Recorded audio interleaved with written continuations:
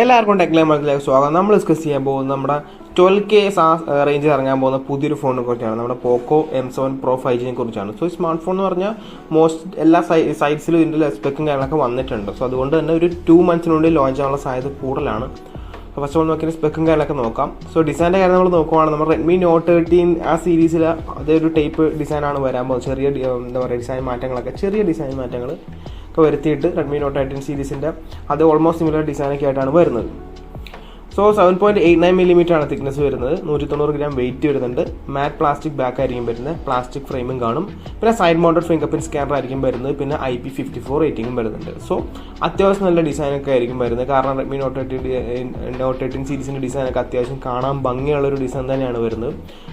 പിന്നെ ഡ്യൂറബിലിറ്റിയുടെ കാര്യം നോക്കുവാണെങ്കിൽ അത്യാവശ്യം കുഴപ്പമൊന്നുമില്ല. പിന്നെ ഡിസ്പ്ലേയുടെ കാര്യം നമ്മൾ നോക്കുവാണെങ്കിൽ 6.78 ഇഞ്ചിൻ്റെ ഒരു ഫുൾ HD പ്ലസ് 120 ഹെർട്സിൻ്റെ IPS പാനലാണ് നമുക്കിവിടെ കിട്ടുന്നത്. 240 ഹെർട്സിൻ്റെ ടച്ച് സാമ്പിളിംഗ് റേറ്റും വരുന്നുണ്ട്.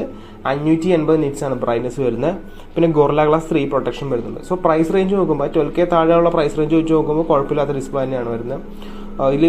ഇവിടെ വരുന്ന മിക്ക സ്മാർട്ട് ഫോൺസും 10K to 12K വരുന്ന മിക്ക സ്മാർട്ട് ഫോൺസും HD പ്ലസ് ഡിസ്പ്ലേ ഒക്കെ ആയിട്ടാണ് വരുന്നത്. സോ അത് വെച്ച് നോക്കുമ്പോൾ നല്ലൊരു സ്പെക്ക് കാര്യമാണ് കൊടുത്തേക്കുന്നത്.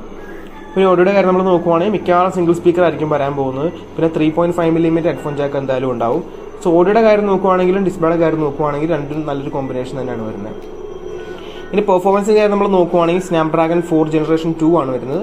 സെയിം നമ്മുടെ പോക്കോ M6 Proയിൽ വരുന്ന സെയിം പ്രോസർ തന്നെയാണത്. 4nm പ്രോസറാണ്. ഇതിൻ്റെ സ്പെക്കൊക്കെ ഞാൻ താഴെ കൊടുത്തിട്ടുണ്ട്. LPDDR4X റാമും UFS 2.2 സ്റ്റോറേജ് ആയിരിക്കും കോമ്പിനേഷൻ വരിക. പിന്നെ നമുക്ക് എന്തായാലും ഹൈബ്രിഡ് സിം സ്ലോട്ട് സപ്പോർട്ടും കിട്ടും. പിന്നെ സ്കോർ നോക്കുവാണെങ്കിൽ Antutu version 10 സ്കോർ നോക്കുവാണെങ്കിൽ ടോട്ടൽ 4,26,967 വരുന്നത്. CPU 1,58,876, GPU 49,122. സോ അത്യാവശ്യം നല്ല പെർഫോമൻസ് ഉള്ള പ്രോസർ തന്നെയാണ് ഇത് വരുന്നത്. ഗെയിമിങ്ങിന് പറയുവാണെങ്കിൽ ഇതിനേക്കാളും നല്ലത് നമ്മുടെ റിയൽമിയുടെ പുതിയ ഇറങ്ങിയല്ല C65 റിയൽമി C65ൻ്റെ നമ്മുടെ MediaTek Dimensity 6300 ഉണ്ടല്ലോ, ഇതിനേക്കാൾ ഇച്ചിരി ബെറ്റർ പെർഫോം ചെയ്യുന്ന പ്രോസറാണ് ഗെയിമിങ്ങിൻ്റെ കാര്യത്തിൽ. കാരണം GPU ഇതിൻ്റെ സ്നാപ്ഡ്രാഗൺ 4 Gen 2 GPUനേക്കാളും ബെറ്റർ GPU ആണ് 6300 ഇരിക്കുന്നത്. പിന്നെ ക്യാമറ കാര്യം നമ്മൾ നോക്കുവാണെങ്കിൽ ഇവിടെ ഡ്യുവൽ സെറ്റപ്പാണ് പുറകിൽ വരുന്നത്. 50 MP പ്രൈമറി സെൻസറും പിന്നെ 2 MP ഡെപ്ത് സെൻസറാണ് വരുന്നത്. അവിടെ 1080p 30 fps ആയിരിക്കും മാക്സിമം റെക്കോർഡ് ചെയ്യാൻ പറ്റുന്ന. സെൽഫി ക്യാമറ ആണെങ്കിൽ നമുക്ക് 16 MP സെൽഫി ക്യാമറയാണ്. 1080p 30 fps ആണ് വരുന്നത്. ഒരു അത്യാവശ്യം ഈ പ്രൈസ് റേഞ്ച് വെച്ച് നോക്കുമ്പോൾ അത്യാവശ്യം നല്ലൊരു പെർഫോമൻസ് ഒക്കെ ക്യാമറയ്ക്ക് കാണും. പിന്നെ വോയിസിൻ്റെ കാര്യം നമ്മൾ നോക്കുവാണെങ്കിൽ Android 14 ആണ് വരാൻ പോകുന്ന ഔട്ട് ഓഫ് ദ ബോക്സ്. 2 വർഷം സ്റ്റാൻഡേർഡ് അപ്ഡേറ്റും 3 വർഷം സെക്യൂരിറ്റി അപ്ഡേറ്റും കാണും. ഇത് ഹൈപ്രോയസ് ആണോ MIUI 14 ആണെന്നൊരു സംശയമുണ്ട്. പിന്നെ ബാറ്ററിയുടെ കാര്യം നമ്മൾ നോക്കുവാണെങ്കിൽ 5000 mAh ബാറ്ററി ആയിരിക്കും വരുന്നത്. പിന്നെ 33 വർഷത്തിൻ്റെ ചാർജർ കിട്ടും. സോ അതൊരു നല്ല കാര്യം തന്നെയാണ്. കാരണം മോസ്റ്റ്ലി സ്മാർട്ട് പ്രൈസിൽ വരുന്നതൊക്കെ ഈ 15 വാട്ട്സൊക്കെ വെച്ചാണ് വരുന്നത്. അതുകൊണ്ട് തന്നെ നമുക്ക് ഇവിടെ 31 കിട്ടുന്നതുകൊണ്ട് പെട്ടെന്ന് ചാർജൊക്കെ ആവും. സോ ഒരു 1 hour 15 minutes കൊണ്ടൊക്കെ നമുക്ക് ഫുൾ ചാർജ് കിട്ടും. പിന്നെ എന്തായാലും 7 hours ആയിരിക്കും സ്ക്രീൻ ഓൺ ടൈമൊക്കെ വരിക. പിന്നെ കണക്റ്റിൻ്റെ കാര്യം നമ്മൾ നോക്കുവാണെങ്കിൽ 5G ആണ് obviously. Wi-Fi 5, Bluetooth 5.2, 3.5mm headphone Jack വരുന്നുണ്ട്. USB Type-C 2.0 ആണ് വരുന്നത്. സോ അത്യാവശ്യമുള്ള എല്ലാ കണക്ടിവിറ്റി ഫീച്ചേഴ്സും നമുക്കിവിടെ കിട്ടുന്നുണ്ട്.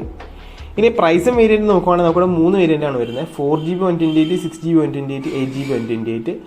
പ്രൈസ് കൺഫേം ആയിട്ടില്ല, പക്ഷേ എക്സ്പെക്റ്റഡ് ആണ്. 12K താഴെ ആ റേഞ്ച് ആയിരിക്കും വരാൻ പോകുന്നത്. ആ പ്രൈസ് റേഞ്ച് വെച്ച് നോക്കുമ്പോൾ അത്യാവശ്യം നല്ല എന്താ പറയുക കാണാൻ ഭംഗിയുള്ളതും പിന്നെ എന്താ പറയുക സ്പെക്കൊക്കെ വെച്ച് നോക്കുമ്പോൾ അത്യാവശ്യം നല്ലൊരു ഫോൺ തന്നെയാണിത്.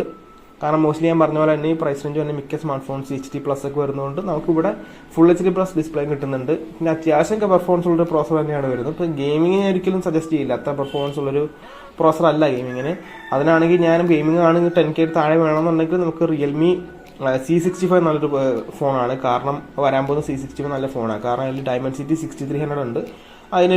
ഇതിനേക്കാളും പെർഫോമൻസ് കൂടി GPU ആണ് അതിലിരിക്കുന്നത്. അത് ഇത്തിരി പെർഫോമൻസ് കിട്ടാൻ സാധ്യതയുണ്ട്. സോ ഗെയിമിംഗ് ഒക്കെ ആണെങ്കിൽ ആ ഫോണിട്ട് ഫോണായിരിക്കും നല്ലത്. ഇതൊരു ഓവറോൾ ഒരു ബാലൻസ്ഡ് ഫോണായിട്ടാണ് എനിക്ക് തോന്നിയിരിക്കുന്നത്.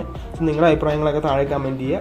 സോ ഗൈസ്, അപ്പോൾ ഇന്നത്തെ വീഡിയോ ഇത്രയുള്ളൂ. ഇന്നത്തെ വീഡിയോ ഇഷ്ടപ്പെട്ടാൽ ലൈക്ക് ചെയ്യുക, സബ്സ്ക്രൈബ് ചെയ്യുക, hit the bell icon future. നമുക്ക് നെക്സ്റ്റ് വീഡിയോ കാണാം.